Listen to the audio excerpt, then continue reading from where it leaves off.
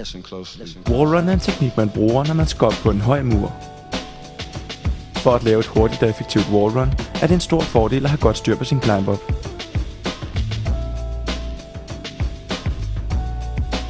Når man skal lave teknikken, kommer man med god fart, sætter af på muren og skubber sig selv opad. Derefter griber man fat i kanten og trækker sig op.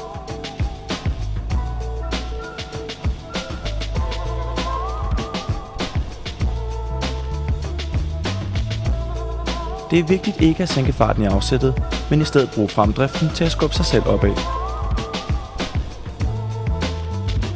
Når man har styr på teknikken, kan man øge sværhedsgraden ved at træne på en mur, der gradvist stiger i højde.